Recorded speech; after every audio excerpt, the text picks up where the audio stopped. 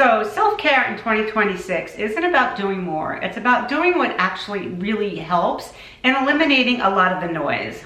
A lot of what we see on social media looks very appealing. So just because something is trending doesn't mean it's appropriate or realistic for us. Effective self-care is personal, contextual, and grounding for us. Body self-care works best when it's supported by longevity as opposed to exhaustion. Walking, gentle strength training, stretching, and mobility that supports circulation and balance and independence over time. If movement feels too pressured or too intense, it's not something we're gonna stick with. Consistency always matters over intensity. Skincare and self-beauty care work most effectively when you're something that you can do consistently. More products and more treatments don't actually produce the results that we're looking for. A simple, effective skincare routine over a long period of time is more effective than trying to do any quick fixes that might be popping up. You want to do what creates visible changes over a long period of time. And I can tell you, expensive spa treatments aren't always the answer. While they can be helpful, results normally fade over a period of time if you don't follow up with them.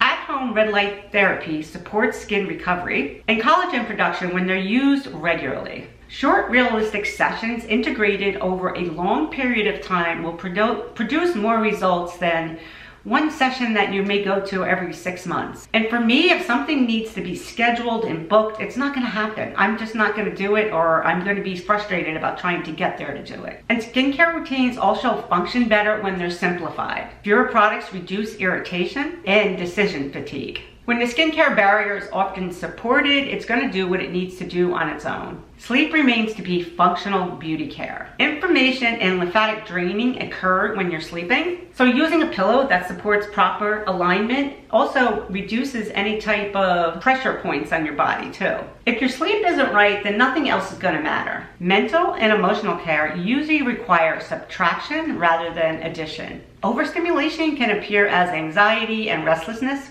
and understimulation feels a lot like less motivation. It's up to us to figure out what it is that we need. Understanding which state is present is really important in finding out what we do need. Lifestyle cares. This includes time around boundaries and relationships. Supportive environments and healthy relationships are key when it comes to this. Reducing obligations gives us more time to be calmer and more well-rested. Here are the rules for self-care that works. Identify what's actually needed before you add on anything new. Ask whether your nervous system is overstimulated or understimulated. Avoid stacking self-care into another obligation.